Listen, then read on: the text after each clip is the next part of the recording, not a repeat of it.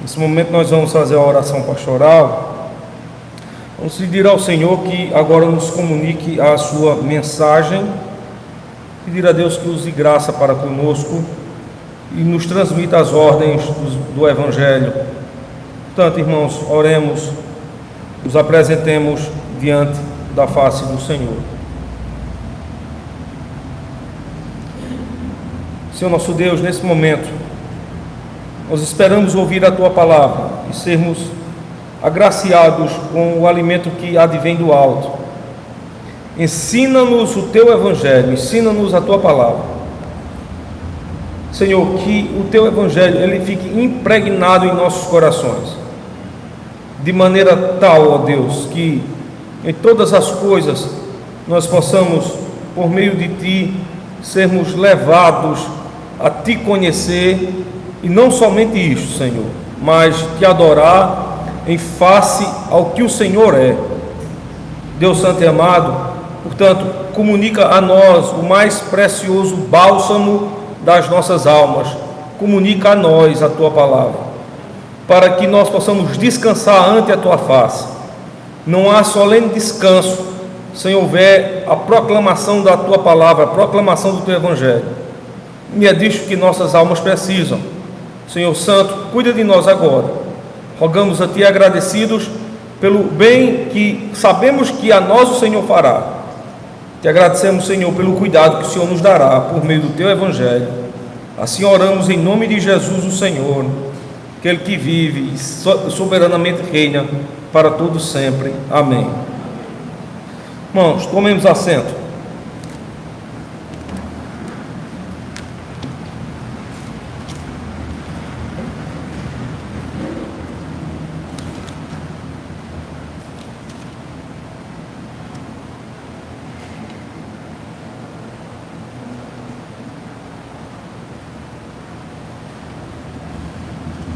Perceba só, irmãos,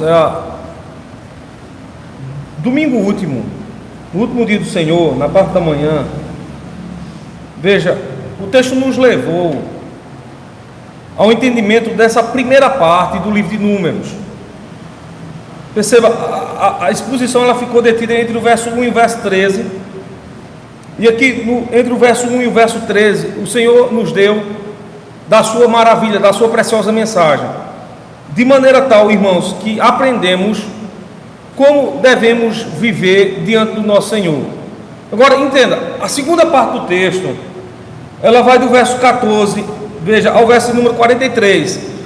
Ainda que do verso 44 ao verso 51, nós temos como que uma outra mensagem. No entanto, nós vamos fazer com que essa mensagem, ela abarque também a mensagem do verso 44 ao verso 51. Por exemplo, se nós tivéssemos de dividir o texto legalmente como ele está dividido, então veja, o capítulo 13 aqui ele é dividido em três partes, né? Do verso 1 ao verso 13, do verso 14 ao verso número 43, depois do verso 44 ao verso número 51.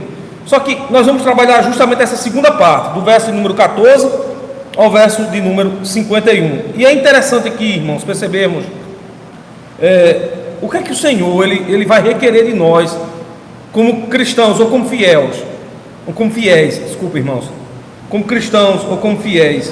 O que é que Ele exige do seu povo? O que é que por meio da sua palavra Ele nos dá em forma de promessa, mas não somente em forma de promessa, em forma de mandamento. O que é que o Senhor Ele exige de nós? O que é que o Senhor, portanto, Ele nos garante? Então, quando você ouvir essa palavra, o que o Senhor exige de nós é como se de fato Ele nos estivesse nos dando mandamento. Mas veja, não somente somos amparados aqui por mandamento, o que Ele exige, mas também somos agraciados com promessas. Então veja, o texto ele é carregado disso. Então há coisas que o Senhor exige do povo, então ele impregna mandamentos junto à palavra. E veja, o mandamento é algo que deve ser cumprido pelo povo. Ele foi ordenado por Deus e ele deve ser cumprido pelo povo. Visto o cumprimento desses mandamentos, então você está apto para gozar de todas as promessas ou de todas as bênçãos que o Senhor nos dará por meio do seu Evangelho. Então veja, para parece que nós temos aqui uma filosofia de trabalho dentro do livro de Números.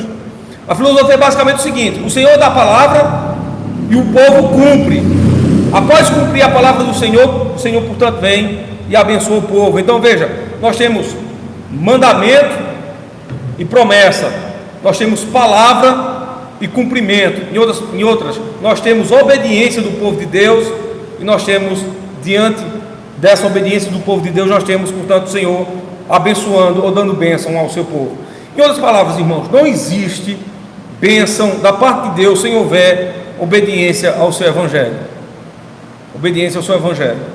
Obviamente vocês já devem saber disso, né? Uma vez que Deus é fiel, e tão somente fiel, à sua palavra, atente bem, se nós formos obedientes a essa palavra, certamente gozaremos das bênçãos dele. A partir do momento em que um crente ele é desobediente à palavra do Senhor, então ele está propenso a ser punido por Deus, de maneira tal, por causa dessa filosofia que nós encontramos aqui dentro da lei do Senhor. Palavra é mandamento, e nós temos o que? O cumprimento dessa palavra. Então, de certa maneira, nós temos obediência da parte dos cristãos, e junto dessa obediência nós temos o que? O Senhor abençoando ou dando promessas para o seu povo. Irmãos, nós vamos ler esse texto aqui de forma estruturada. Então, veja só, eu vou dividir o texto aqui conforme o próprio texto é dividido. A primeira parte do texto nós vamos ler do verso de número 14 até o verso de número 39. A segunda parte do texto vai do verso de número 40 ao verso de número 43. E a terceira parte do texto, verso 44 ao verso de número 51. Então veja, observe só, nós temos aqui nessa manhã 3 mensagens do Senhor. A primeira se encontra do verso 14 ao verso de número 39, depois do verso 40 ao verso de número 43, terceira mensagem do verso 44 ao verso de número 51. Atente bem que do verso de número 14 ao verso de número 39 parece só uma mensagem um tanto que repetida. O que é que você tem aqui nesse texto? Você tem nesse texto aqui uma informação: Deus mandou contar os levitas. Diferentemente da forma como ele mandou contar as outras tribos, atente bem, lembre-se do que está em Números 1 e Números 2. O homem só deveria ser contado se tivesse a idade de quantos anos para cima? 20 anos para cima. E eles foram contados para lutarem como um exército, visto que eles estavam sendo ordenados por Deus para entrarem na terra de Canaã. Então veja, o Senhor já estava preparando o seu povo para ser um exército que entraria em uma terra para eles estranha, e que eles deveriam possuir essa terra. E veja, essa terra não seria possuída de uma outra forma se não fosse por meio da luta, por meio da guerra. Veja, e há uma promessa ali entre Números capítulo 1 e Números capítulo 2, é que o Senhor iria à frente e o Senhor pelejaria por eles e com eles. Veja, é como se um exército viesse atrás e um blindado, aqueles carros grandes, tanques de guerra, e um blindado fosse à frente. Então, veja, era como se o blindado fosse Deus, e os soldados viessem atrás, o povo de Israel viesse atrás. E quem seriam esses? Homens de 20 anos para cima, e o blindado à frente, Deus à frente. Então eles iriam dessa forma entrar em Canaã. Só que aquela ordem do Senhor em Números capítulo 1, ela traz uma exceção. Qual é a exceção? É que a tribo dos levitas não deveria ser contada. No entanto, quando você chega aqui no capítulo 3, você tem os levitas vão ser contados. Agora percebam, eles não são contados para irem no exército. Eles são contados para cuidarem das coisas do Senhor. E quais seriam as coisas aqui do Senhor? Deus ordena que eles levem consigo os utensílios da tenda da congregação. Então era de responsabilidade dos levitas guardarem, entre aspas aqui, a casa do Senhor. Agora, observe o que aparece no texto. Veja, o que precede essa ordem é o verso número 13. O verso 13 diz assim: porque todo primogênito é meu, desde o dia em que tenho ferido a todo primogênito na terra do Egito. Santifiquei para mim o primogênito em Israel, desde o homem até o animal. Meus serão, eu sou o Senhor. Terminada a ordem, veja, ele diz assim: conta os filhos de Levi. Quando ele termina de dizer assim, olha, os primogênitos são meus, aí vem uma ordem. Verso 15: conta os filhos de Levi. Agora, percebam como é que os filhos de Levi são contados. Os outros homens de 20 anos para cima, mas aqueles que estão diante do Senhor, na tenda do tabernáculo, ele é contado a partir de que idade? De 1 mês. Veja a diferença. Para o trabalho civil, aqui a formação de um exército, você tem um requisito de 20 anos. Veja, mas para se apresentar diante do Senhor, o requisito é 1 mês. O requisito é apenas 1 mês. O que você já de cara deduz aqui no texto? De cara, o que você já deduz? Deus estava mostrando para o povo que ele tem um pacto com aqueles que se apresentam ante a sua face. E a alma aqui já é contada a partir do 1º mês. Por que já é contada a partir do 1º mês? Por que Deus estava dizendo assim? Olha, a partir do momento em que nasce, já se apresenta diante de mim. Irmãos, atente só, independentemente da idade, aqui, se a partir do momento do nascimento, ou o momento em que chega a morte, não existe aqui diferença alguma. Alguém pode pensar assim: existe uma grande diferença entre aquele que nasce agora e aquele que está morrendo agora. Veja, aos olhos do Senhor não são diferentes, porque aos olhos do Senhor, perceba, tanto esse que vem à luz agora, como esse aqui que está morrendo pela idade. Alguém pode dizer assim: a diferença é o laço de idade. Veja, não, veja, a alma desse é do mesmo tamanho da alma desse. Às vezes nós fazemos um julgamento de que a alma de um infante, ela é menor do que a alma de um velho adulto, porque nós estamos julgando a aparência daquilo que vemos. Nós estamos julgando o quê? O corpo. O corpo de um adulto já é completamente desenvolvido. Agora veja só, quando você olha para o adulto e você olha para a criança, você não contempla a alma. E também, se você não contempla a alma, talvez você não contemple a culpa do pecado. Então, por que aquele que se apresenta, ou que serve a Deus, diante dele, diante do tabernáculo, deve se apresentar já com 1 mês? Veja, ele se apresenta já com 1 mês, para que Deus já possa com ele fazer pacto, para que Deus com ele, junto a ele, já possa lhe perdoar o pecado. É por isso, irmãos, que quando Deus se revelou a Abraão, ele fez um pacto com Abraão, fazendo com que não somente Abraão fosse circuncidado. Abraão já era de idade, lembre-se, Abraão já era de 100 anos, mas Deus fez um pacto com quem também? Com a prole de Abraão, incluindo quem? Ismael, que era da idade de quantos anos? De 12 anos, bem como com Isaque, que há pouco tempo acabara de nascer. Então veja, ambos deveriam ser circuncidados. Com a circuncisão, tanto Ismael como Isaac estavam dizendo o seguinte: nós pertencemos ao Senhor, visto que o nosso pai pertence ao Senhor. Veja, os filhos da aliança são da mesma maneira.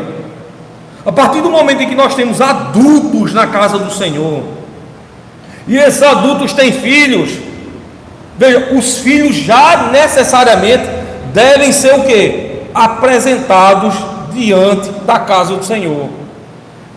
E como é que essa apresentação ocorre?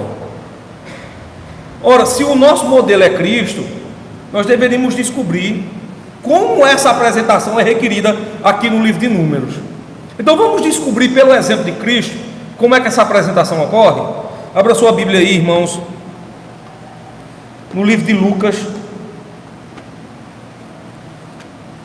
e nós vamos descobrir como essa apresentação ela ocorre.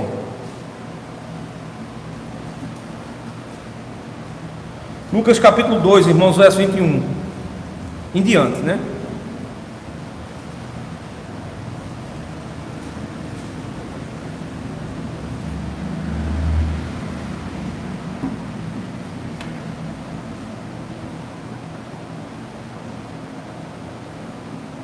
Lucas capítulo 2, irmãos,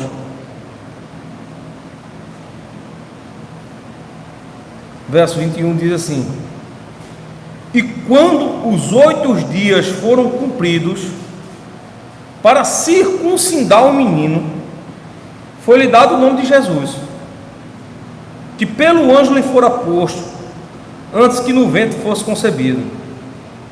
E cumprindo-se os dias da purificação dela, Maria, né, a sua mãe, segundo a lei de Moisés, veja aqui, está agora apontando como fundamento os 5 livros do Antigo Testamento, os 5 primeiros livros, o levaram a Jerusalém para o apresentarem ao Senhor, segundo o que está escrito na lei do Senhor: todo macho que abrir a madre será o quê? Consagrado ao Senhor. E para oferecer o sacrifício segundo o disposto na lei do Senhor, um pau de rolas ou 2 pombinhos. O que é que está acontecendo aqui com Cristo? Ele é tomado pela sua mãe 8 dias de nascido para ser levado ao templo. Qual era a regra? Para que ele fosse apresentado diante da face do Senhor, conforme está escrito aonde? Na lei do Senhor. Veja, Cristo é apresentado diante do Senhor, conforme a lei do Senhor determina. Conforme a lei do Senhor determina. Agora vejam só, irmãos, se isso acontece com Cristo, ou se isso aconteceu com Cristo, não deveria acontecer também com os filhos da aliança? Nós não deveríamos levar os nossos filhos para se apresentarem diante do Senhor? Com uma exceção aqui. Veja, Cristo aqui é apresentado para quê? Para ser circuncidado. O que era a circuncisão? O menino apresentado diante do sacerdote, o sacerdote puxava o prepúcio do seu órgão genital e cortava ali a pele.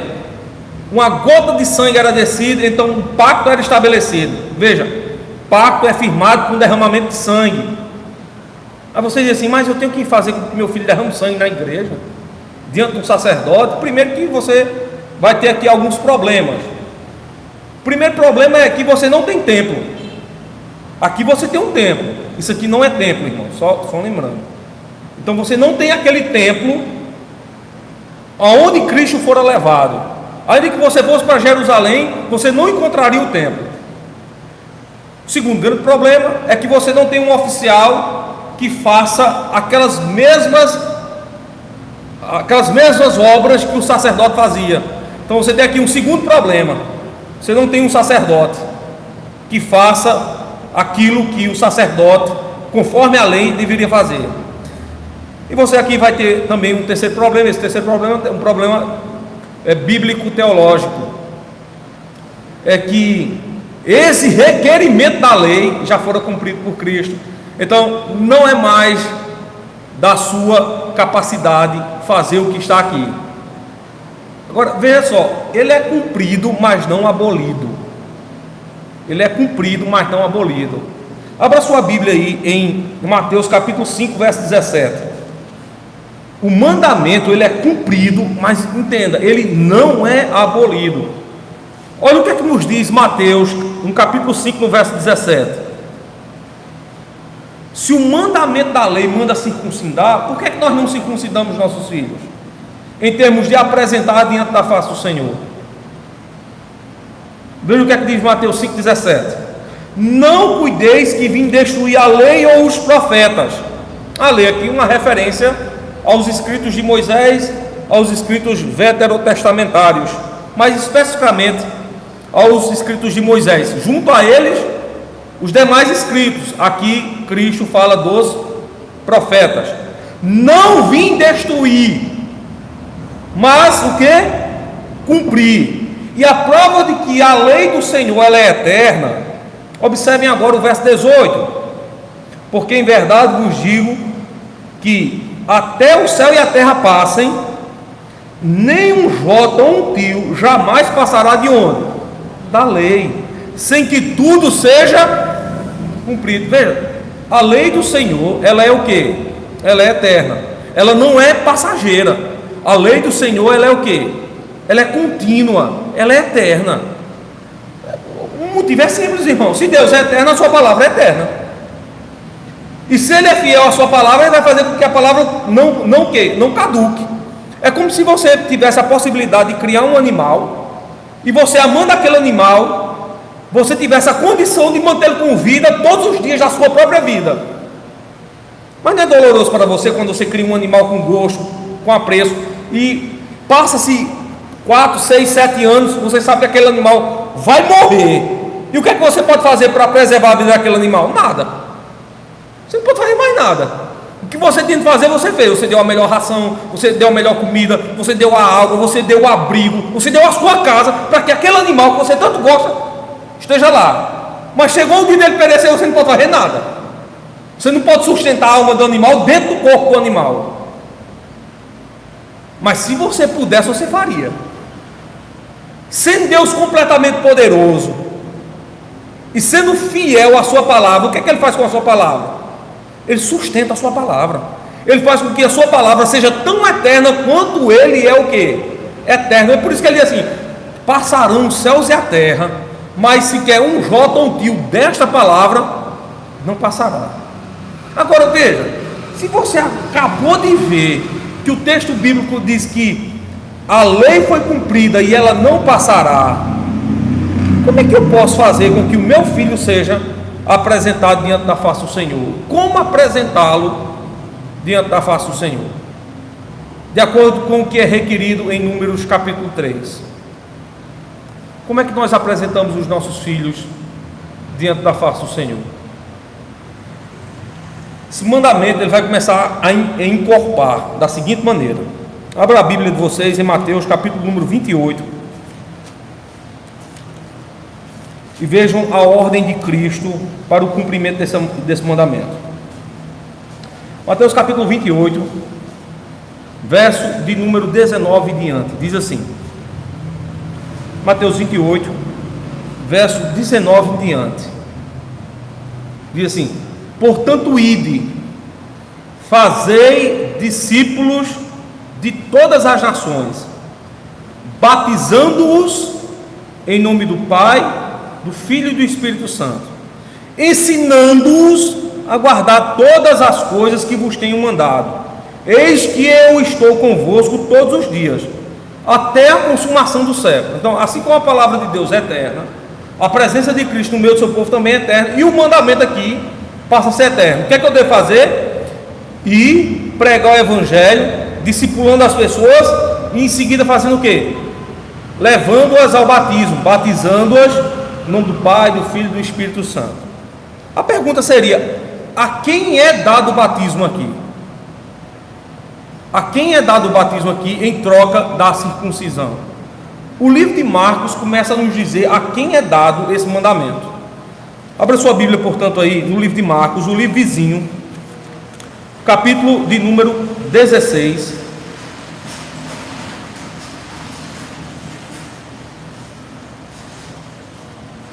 E veja o que Cristo nos diz acerca deste mandamento.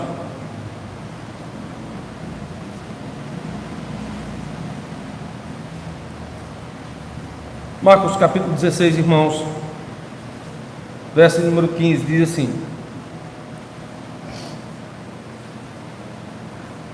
e disse-lhes: ide por todo o mundo, pregai o evangelho a toda criatura. Quem crê e for batizado será salvo, quem não crê será condenado. Qual é a regra agora de Marcos? Prega o evangelho, quem crê é batizado. Quem será os que crerão para serem batizados? Obviamente você diz assim: é batizado aquele que crê. Agora a pergunta é: quem é que vai crer? Quem é que vai crer? Abra sua Bíblia, portanto, no livro de Atos, capítulo 2, e nós vamos descobrir quem vai crer. Atos, capítulo 2, verso 38. Nós vamos descobrir aqui quem vai crer.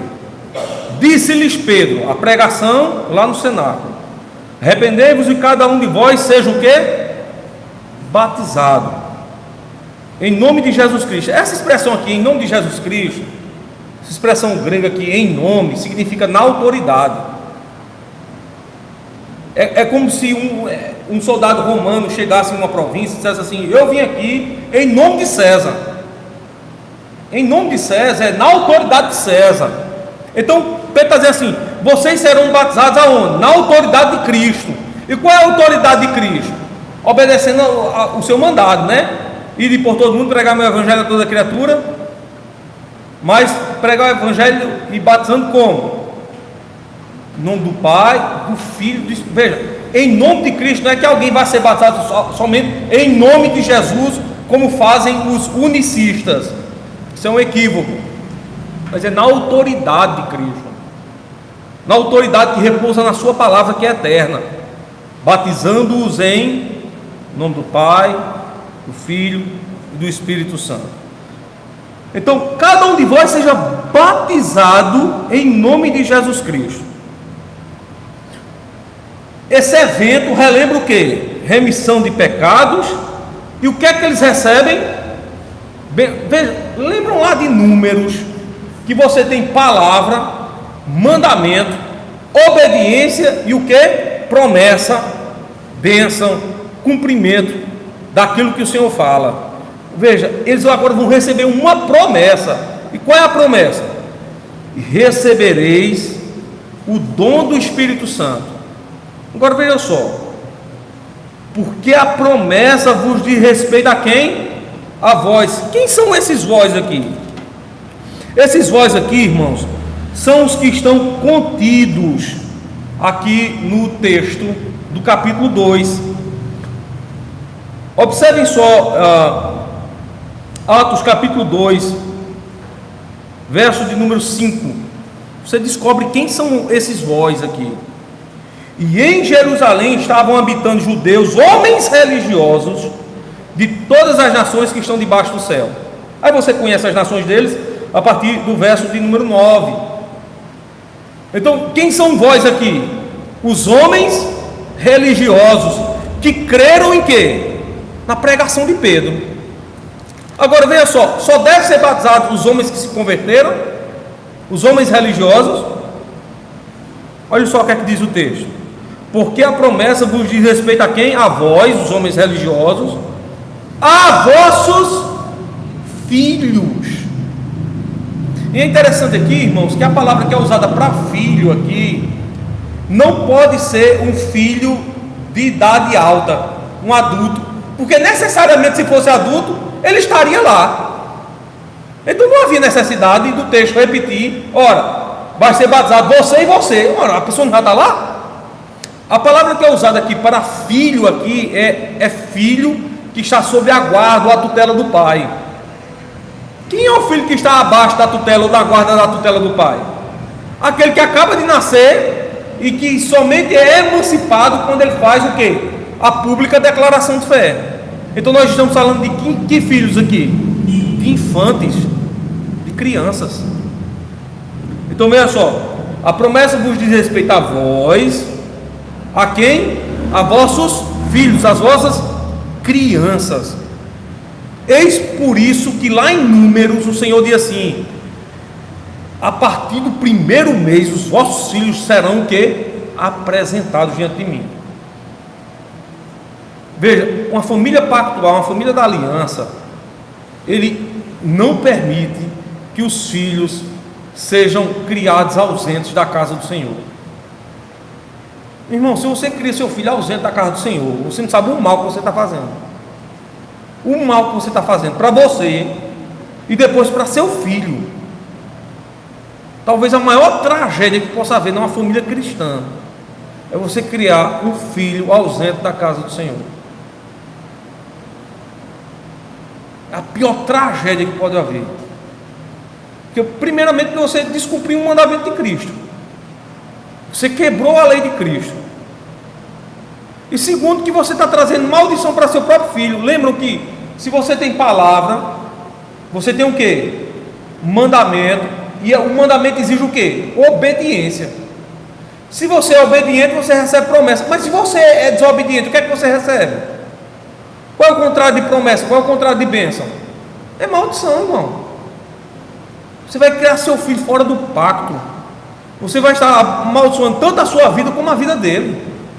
Então filhos devem ser criados no pacto, na aliança. Devem ser apresentados diante do Senhor. Outra coisa, filho não tem que querer não, filho tem que obedecer aos pais. Os filhos que estão debaixo da tutela de um pai, de uma mãe, eles devem ser sujeitos à voz do pai e da mãe.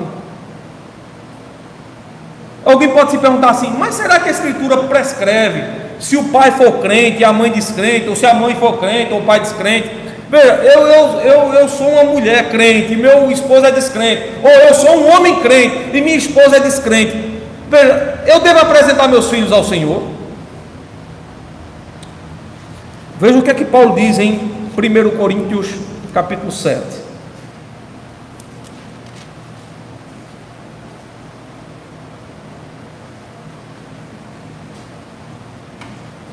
Primeiro Coríntios capítulo 7, irmãos, a partir do verso 14, nós vamos descobrir essa verdade que às vezes é passado desapercebido da maioria dos irmãos. 1 Coríntios 7, 14 diz assim: porque o marido descrente é santificado pela mulher, a mulher descrente é santificada pelo marido. De outra sorte, os vossos filhos seriam imundos, mas agora são o quê? Santos. Se você tem uma mulher crente e o marido descrente, veja, o marido descrente vai ser abençoado pela mulher crente, porque ela tem um evangelho, ela é a luz diante das trevas, ela prega a palavra de Deus para ele. E se você tem um marido crente e uma mulher descrente, ela vai ser abençoada por ele, porque ela ouvirá os conselhos dele. Ela ouvirá falar de Deus ela ouvirá falar de Deus através dele. Ela aprenderá do evangelho através dele. E se tiverem filhos? Os filhos serão abençoados ou amaldiçoados? Abençoados. Porque ela, como mulher crente, pega os filhos e apresenta diante da casa do Senhor. Ele, como marido crente, vai pegar os filhos e dizer assim: olha, esses filhos são do Senhor, porque eu sou do Senhor. Ora, irmãos, Deus não amaldiçoou Ismael. Você tem Abraão crente e você tem Agar incrédula. Mas Ismael não ficou sob os cuidados do mundo. Lembram? O próprio nome dele significa Deus ouve. Ouviu o pranto do menino e abençoou quem? A Agar ou o menino? O menino. Filhos de crentes devem viver diante da casa do Senhor. Não espere que seus filhos, depois de adultos, possam se apresentar diante de Deus, se o tempo inteiro você criou eles fora da casa do Senhor. Veja, e há uma palavra moderna que nada tem a ver com a Escritura, irmãos. Quando alguns pais dizem assim: olha, mas eu vou deixar para que quando ele cresça ele escolha. Meu irmão, deixa eu dizer um negócio a você. Se você deixar que quando ele estiver grande ele escolha o caminho, não espere que ele escolha o caminho de Deus. Não espere isso. Espero que ele escolha qualquer outro, menos o do Senhor. Menos o do Senhor. Não, quando ele tiver adulto, ele vai decidir o quê? Ele está morto nos delitos e pecados, ele vai decidir o mundo. Ele vai querer os amigos, vai querer as festas, vai querer aquilo que lhe agrada o coração, vai querer viver conforme aquilo que ele acha que é bom. Conforme aquilo que ele acha que é bom. Então perceba bem, irmãos. Os filhos são santos quando apresentados diante de Deus. Retorno lá para o livro de Atos, para a gente descobrir mais pessoas que devem ser apresentadas diante do Senhor. Atos, capítulo 2, verso de número 39.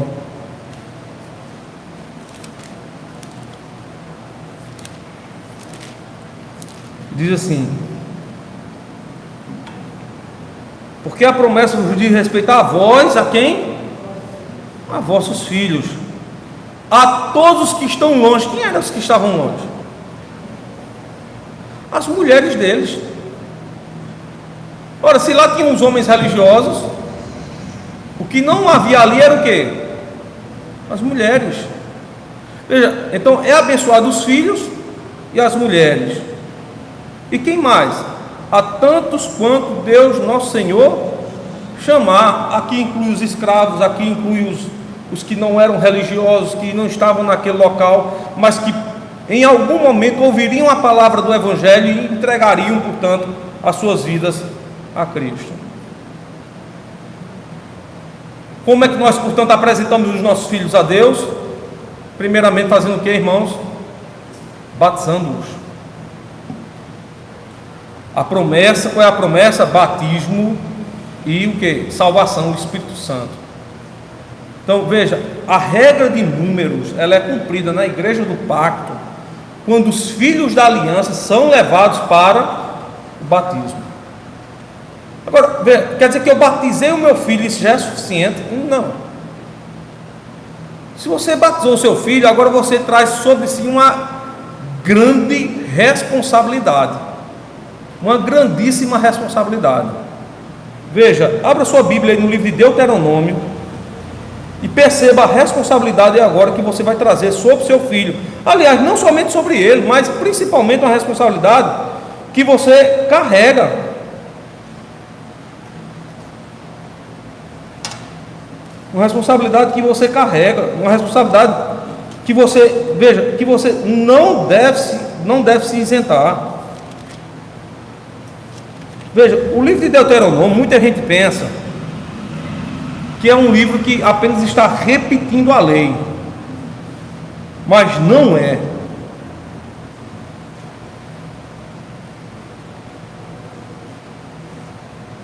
Atentai-vos bem, irmãos. Aqui no livro de Deuteronômio, capítulo 1, no verso de número 3, nós vamos ver que o Senhor está dando mandamento, continua dando mandamento para o seu povo. Diz assim: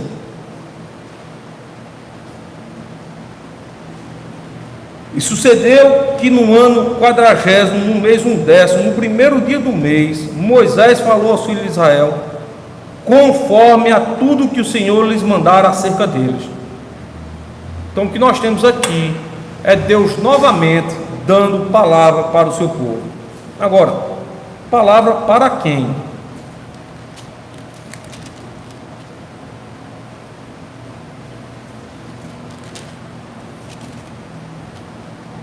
Abra sua Bíblia aí em Deuteronômio capítulo 4.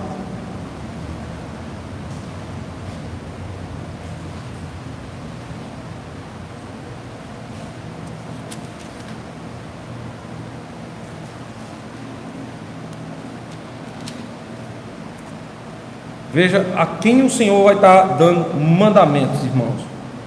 A partir do verso 1. Agora, pois, ó Israel, ouve os estatutos e os juízos que eu vos ensino, para os cumprirdes, para que vivais e entrais e possuais a terra que o Senhor Deus de vossos pais vos dá. Não acrescentareis a palavra que vos mando, nem diminuireis dela, para que guardeis os mandamentos, do Senhor vosso Deus que eu vos mando. Os vossos olhos têm visto que o Senhor fez por causa de Baal-peor, pois todo homem que seguiu a Baal-peor, o falso ídolo, o Senhor teu Deus consumiu do meio de ti. Porém vós que vos achegastes ao Senhor vosso Deus, hoje todos estáis vivos. Vede, aqui vos tenho ensinado estatutos e juízos, como me mandou o Senhor meu Deus, para que assim façais no meio da terra, a qual ides a herdar. Guardai, pois, cumpri-os, por isso será a vossa sabedoria e o vosso entendimento perante os olhos dos povos, que ouvirão todos estes estatutos e dirão: este grande povo é nação sábia e entendida. Pois que nação há tão grande, que tenha deuses tão chegados como o Senhor, nosso Deus, todas as vezes que o invocamos? E que nação há tão grande, que tem estatutos e juízos tão justos como toda esta lei que hoje tenho perante vós? Tão somente guarda-te a ti mesmo e guarda bem a tua alma, que não te esqueça daquelas coisas que os teus olhos têm visto, e não se apartem do teu coração todos os dias da tua vida, e farás saber a teus filhos e aos filhos de teus filhos. A quem é dada a lei? Ao povo e aos filhos, aos adultos e aos menores. Pais e filhos recebem a lei do Senhor. O que é que você faz agora? Você pega essa lei do Senhor, conforme o Senhor disse, e o que é que você faz? Ensina a seu filho. Ora, se seu filho não tem entendimento, o entendimento dele é raquítico. Quando ele nasce, ele não nasce sabendo de tudo. Uma criança nasce, você vai perguntar a ele a coisa mais simples, 1 mais 1. Pergunta à criança: quanto é 1 mais 1? Ele não sabe. Pergunta as coisas mais simplórias a ele, ele balbucia, ele não sabe falar. Mas o que é que você faz? Desde cedo, você faz o que o Senhor ordena na palavra. Você vai ensinando seu filho acerca da lei do Senhor. Para quê? Para que ele permaneça aqui na casa de Deus, irmãos.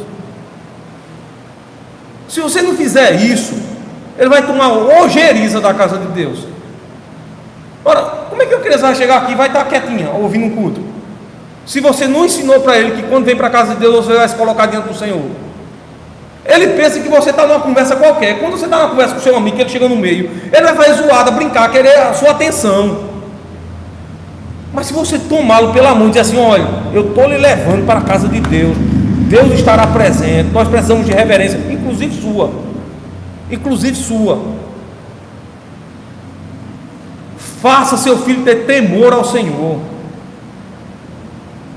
porque você vai estar fazendo um bem a quem? A sua alma. Guarda a tua alma. É isso que o texto está dizendo. Guarda a tua alma.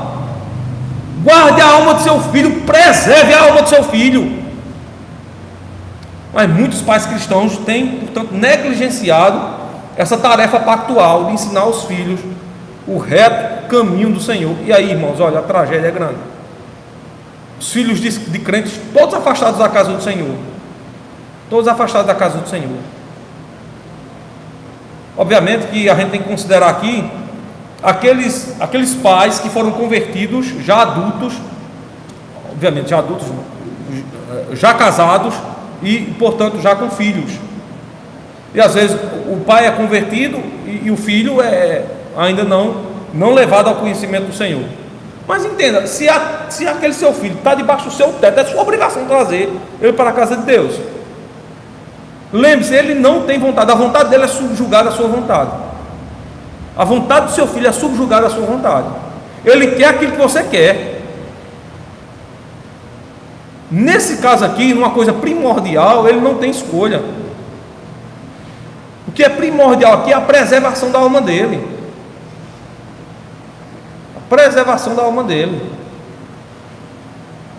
Você sabe aqui aquela questão chamada no campo da ciência de instinto materno? O que é o instinto materno? Se a mãe vê um filho no meio do fogo, o que é que ela faz? Ela corre e vai pegar o filho, mesmo sabendo que se ela correr para o meio do fogo ela vai ser queimada, mas ela corre e vai pegar o filho. É o instinto materno. Qual é o instinto? Que instinto é esse? É o instinto de preservação. É o instinto de preservação. Você tem lá um animal pequeno que está com a cria, com o ninho, vai tentar chegar perto da cria com o ninho, o animal sabe que se você se trocar com você, ele vai morrer, mas ele vai fazer de tudo para defender a sua cria, a sua prole. Veja, faça de tudo para defender a alma do seu filho. Faça de tudo para defender a alma do seu filho. O único meio de preservar a alma do seu filho é apresentá-la diante do Senhor. Se você não apresenta a sua alma, a alma do seu filho diante do Senhor, ele está perdido, perdidinho da Silva. Perdidinho da Silva. Está perdido. Por isso, veja, por isso que filhos que estão na dependência dos pais não têm vontade, não têm querer. A melhor forma de você amar seu filho é apresentá-lo diante de Deus. Ah, mas meu filho não quer. Não, você não entendeu. Ele não tem querer. Ele não tem querer. Apresente seus filhos diante do Senhor, para que eles não vivam diante do mundo.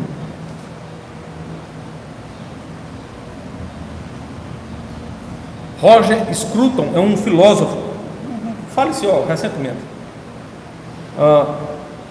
um filósofo britânico, foi um filósofo britânico, e ele era cristão, ele era anglicano, e uma das maiores mentes modernas, e ele diz o seguinte, que nós, diante desse mundo, nós vivemos diante de duas almas. Ele chama a alma do mundo, que é o pensamento do mundo, e a alma da espiritualidade, que é o pensamento voltado para as coisas de Deus. Veja, ele diz assim que, como cristão, é obrigação a gente ter a nossa alma voltada para as coisas de Deus.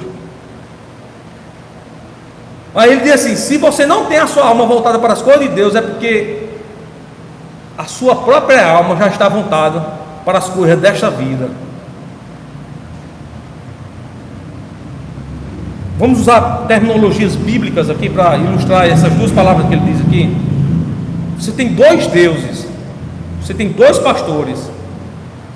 O pastor da igreja é Cristo. O pastor da igreja é Cristo. Mas e o pastor do mundo? Quem é? O pastor do mundo é o diabo, irmãos.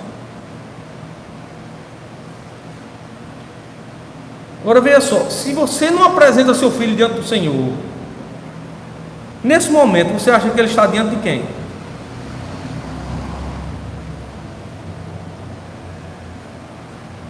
Se você não apresenta seu filho diante do Senhor, ele está sob o pastoreio do diabo.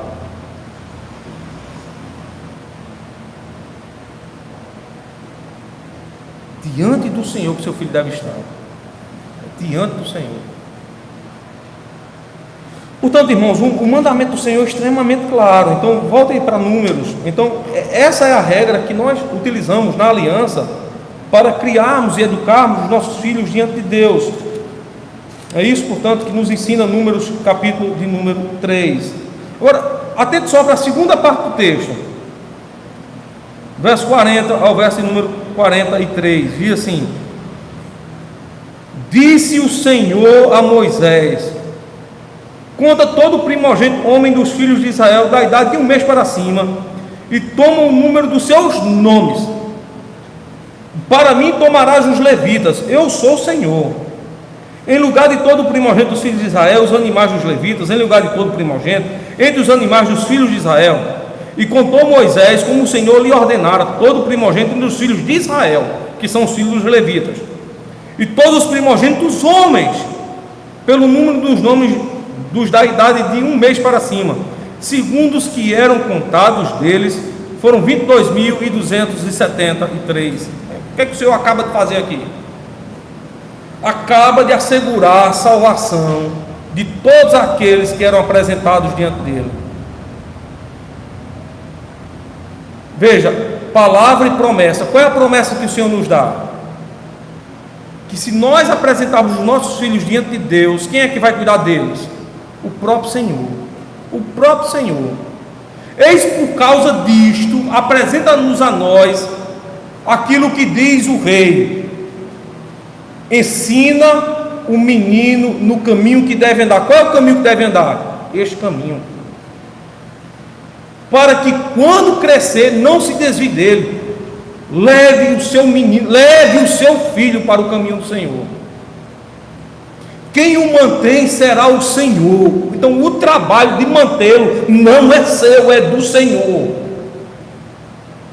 O trabalho de mantê-lo não é seu, é do Senhor. E veja como é prático isso. Se os nossos filhos fossem apresentados diante do Senhor, eles estariam aqui agora. Porque quem iria pastoreá-los era o próprio Senhor, não seríamos nós não.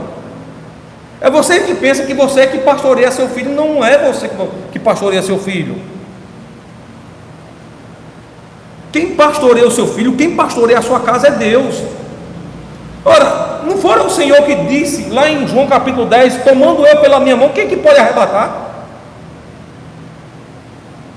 Quem que pode arrancar da mão do Senhor? Quem que pode tomar das mãos do Senhor? O pastoreio da família cristã, ela é do Senhor. Agora veja só, essa responsabilidade, ela é compartilhada conosco. O Senhor nos responsabiliza por isso.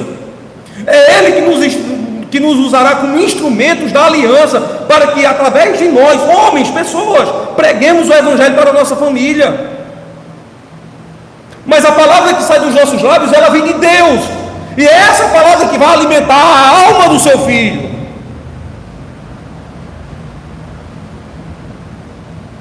E essa palavra é indelével. Ainda que o filho cresça, escuta, ainda que ele cresça, ele nunca se esquecerá disso. Ele nunca se esquecerá disso.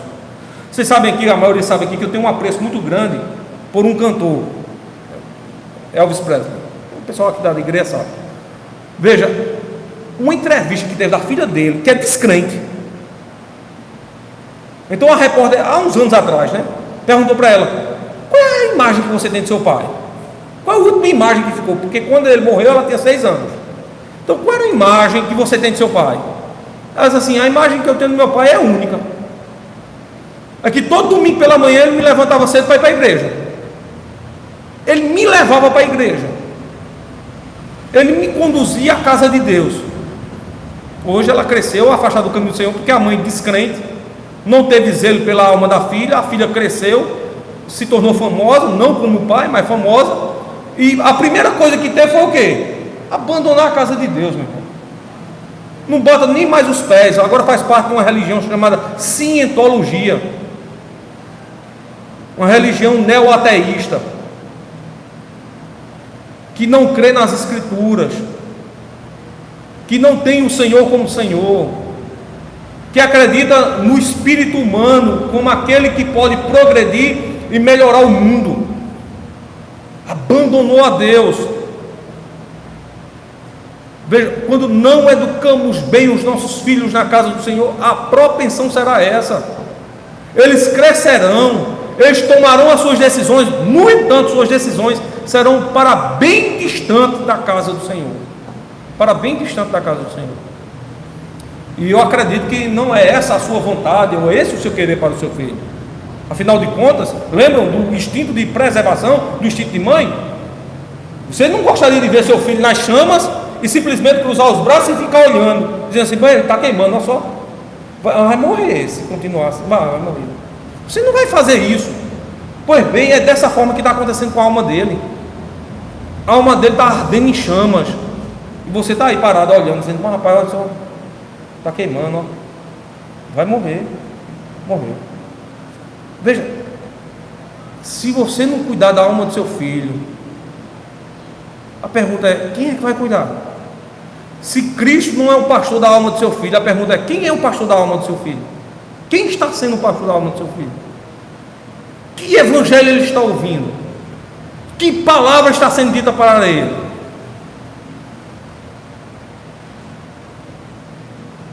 Certo? Apareceu uma irmã aqui da igreja que tem criança pequena, Norma. Ela chegou aqui na igreja domingo passado, domingo retrasado, aliás. E ela estava sem a criança dela. A primeira pergunta que eu fiz quando saí lá na porta da igreja: cadê sua filha, Norma? Cadê sua filha? Não, ele ficou em casa. Veja, uma pergunta: cadê sua filha? Ela devia estar aqui. Ela devia estar aqui, já sendo educada no temor do Senhor. Não, alguém pode dizer, pastor, mas para que eu vou trazer uma criança de colo para a igreja se ela não entende nada? Veja, ela deve já ser educada nesse temor do Senhor. Hoje ela não entende nada, amanhã ela vai entender. Quando você chega para seu filho e pega na mão dele e diz assim, não bote o dedo na tomada, ele não entende. Por que eu não posso botar o dedo na tomada? Mas tão bonito o buraquinho ali, eu queria botar o dedo para saber o que é que tem. Aí você vai lá e diz, não bote o dedo na tomada. Ele não entende porque é que você bateu na mão dele. Mas quando ele cresce, ele diz, mas Pierre, só, quando eu era pequeno eu queria botar o dedo na tomada. Se eu tivesse botado, eu estava aqui todo queimado, cheio de sequela no corpo, se não tivesse corrido. Às vezes, veja, seu filho de fato não entende porque é que está vindo para cá. Hoje ele não entende, amanhã ele vai entender. O bem que um pai faz para um filho hoje, ele só percebe depois. Veja, o nosso entendimento ele é completamente limitado. E ele vai se desenvolvendo com o passar do tempo. Tem coisa que a gente aprende hoje, é nos dado, informado hoje. Quem diz assim, não sei para que está acontecendo isso. Eu não sei por que precisa disso. Eu me lembro que quando eu entrei na universidade, a cadeira que eu detesto, chama-se metodologia do trabalho científico. Metodologia científica. Eu ficava me perguntando, que cadeira chata do caramba. A gente vai aprender espaçamento da direita para a esquerda, porque é que o texto deve ter isso aqui, isso, aquilo, outro. Que coisa mais chata. Que coisa nojenta. No final do curso, a gente tem que apresentar um trabalho, chamado trabalho de conclusão de curso, TCC ou monografia. Aí eu ficava, puxa vida, olha, tá vendo? Lá no primeiro ano do curso, foi me dada uma disciplina que era capaz de me informar tudo que eu deveria saber acerca do meu TCC ou de monografia, para não estar perguntando a ninguém. Tem coisa que a gente aprende no início, que a gente às vezes se enfurece e diz, não sei para que está, para que essa besteira. Mas quando a gente chega no final, a gente diz, por isso que lá no início foi me dito isso. Por isso que lá no início foi me dito isso. Se eu não soubesse disso, hoje eu estaria o quê? Completamente ferrado. Eu não sabia nem como terminar o curso. Não sabia nem como apresentar o trabalho final. Estava aí, sem diploma, sem nada. Ia perder os 4 anos, 5 anos, 6 anos de curso. Irmãos, veja, os filhos da aliança devem ser levados a temerem a Deus. Os filhos da aliança devem ser levados a temerem a Deus.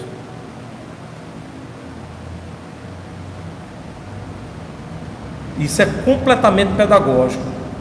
Deus, quando se revela em Gênesis capítulo 17 a Abraão, o que é que Deus faz diante da face de Abraão? Partiu as aves no meio, partiu os animais no meio.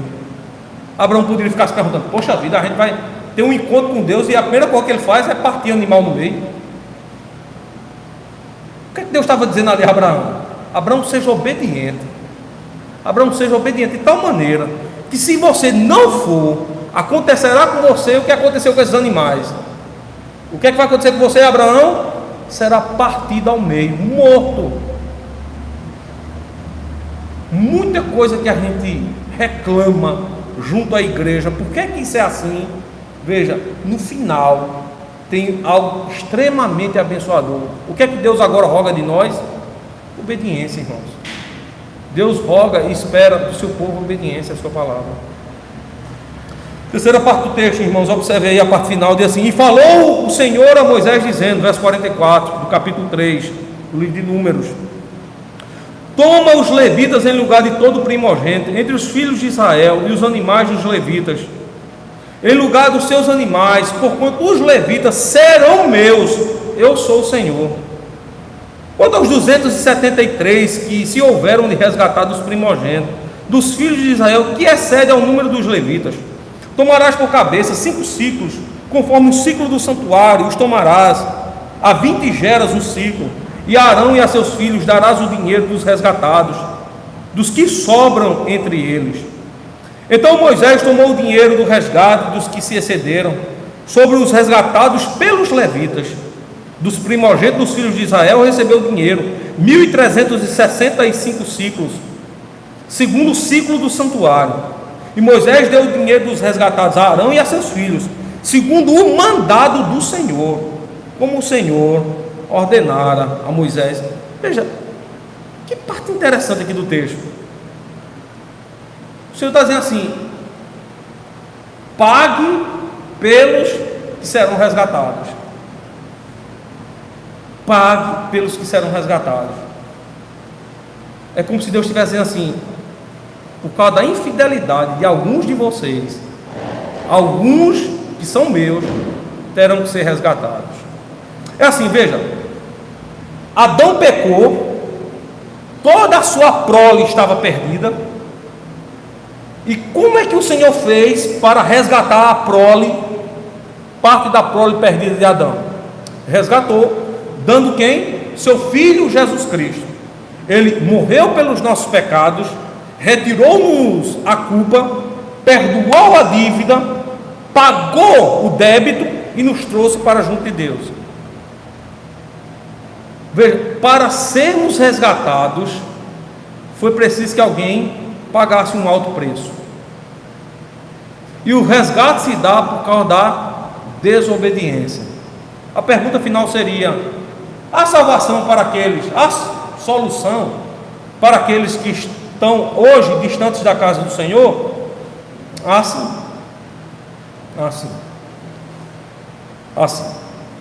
Assim como Deus exigiu que os homens que estavam apartados fossem resgatados, por causa do seu erro, talvez o seu filho possa, e ainda haja esperança para ele ser resgatado.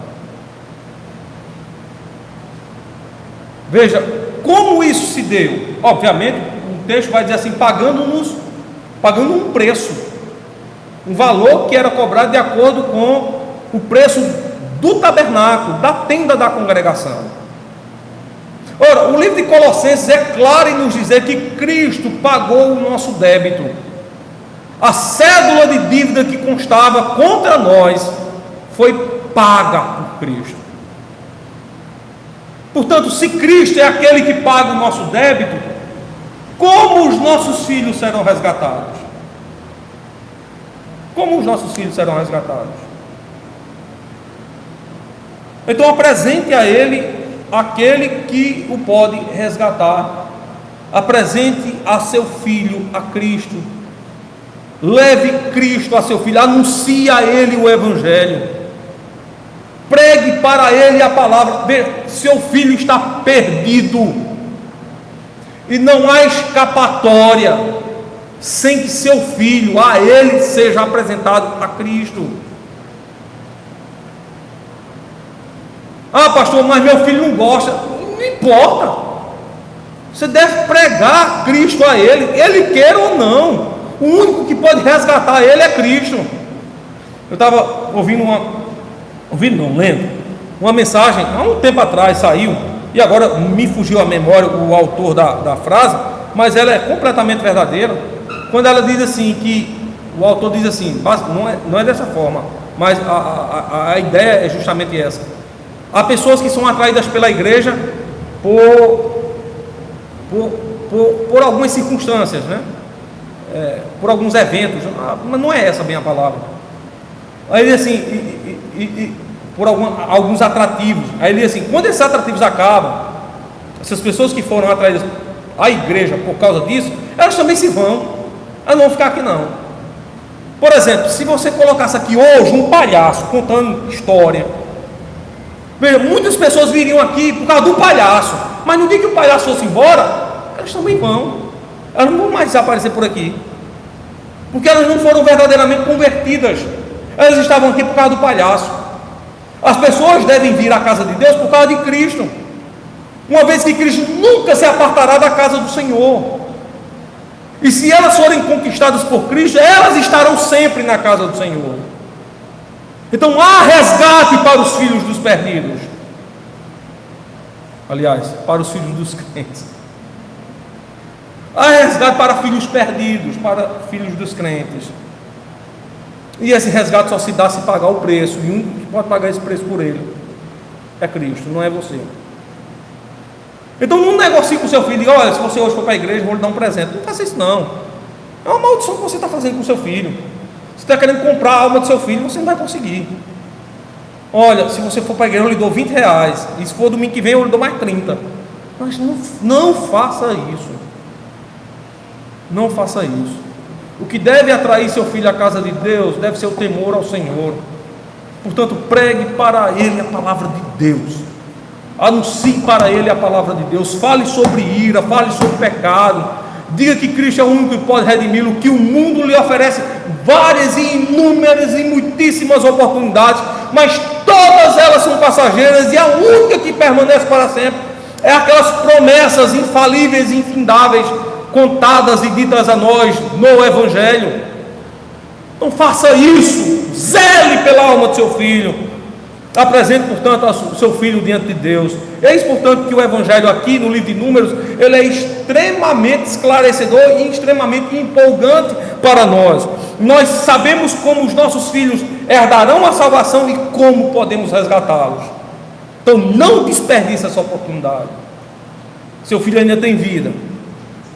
Lembre-se do que diz o autor de Hebreus, né? Ao homem está destinado a morrer apenas uma só vez, vindo após isso o juízo. Então, se seu filho ainda está vivo, biologicamente falando, veja, não perca a oportunidade de pregar o Evangelho para ele. Se ele morrer, ele está perdido. Se ele morrer, ele está perdido. Faça isso. Há como ele ser resgatado, assim como nós fomos um dia, né? Boa parte dos que estão aqui, pelo menos eu não nasci em um lar cristão, mas eu fui resgatado pelo Senhor. Muitos que nasceram em um lar cristão e que passaram uma temporada fora da igreja, depois foram resgatados novamente, por causa da pregação do Evangelho. Isso pode acontecer com seu filho. Então não deixe de pregar para ele a palavra, não deixe de pregar para ele o Evangelho, não perca essa oportunidade. Anuncie para ele que o pastor da igreja é melhor do que o pastor do mundo. O pastor da igreja não sou eu, o pastor da igreja é Cristo. Anuncie para ele que o pastor da igreja, Cristo, é melhor do que esse pastor do mundo. Amém? Deus abençoe, portanto, o seu povo. Irmãos, ficar de pé. Somos, nesse momento, a orar ao Senhor em agradecimento a Deus pela sua palavra. Oremos a Deus também para que à noite o Senhor nos comunique o seu Evangelho, de tal maneira que nós sejamos edificados na sua justiça. A pregação de logo mais à noite será em Atos capítulo 1, verso 15 ao verso número 26, e certamente o Senhor nos edificará na palavra do Evangelho. Façamos isso com o coração grato diante do Senhor, certamente, porque o Senhor tem falado do seu povo e, portanto, não nos tem desamparado. Oremos, irmãos. Soberano Senhor, nós te louvamos e te agradecemos. Graciosamente nos apresentamos ante a tua face, pedimos a ti, Senhor, perdão pelos nossos pecados. Rogamos que o Senhor tenha misericórdia dos filhos dos teus filhos, fazendo com que eles sejam resgatados para a tua casa. Portanto, para nós, ó Deus, coloque em nosso coração essa ousadia que nos fala o Evangelho, para sermos ousados na pregação do Evangelho, para que os filhos dos teus filhos ouçam a palavra do Senhor e, portanto, venham a verdadeiramente te conhecer. Desperta o Senhor da morte para a vida e fazem com que eles sejam filhos fiéis, acompanhando aqueles que já são do pacto, já são da aliança, para viverem em conformidade com a tua palavra. Senhor amado Santo, continua nos dando descanso no teu dia de descanso, continua nos dando a paz nesse dia do Senhor, e faz, ó Deus, com que logo mais à noite estejamos juntos, juntamente com as nossas famílias, diante da casa de Deus, para aprendermos acerca do teu Evangelho, para te adorarmos verdadeiramente e nos submetemos a ti através das orações. É com a graça de Cristo e no poder do Espírito Santo, sob a orientação do nosso Senhor, através de sua mediação, que nós oramos agradecidos agora e para todos sempre. Amém. Que a graça de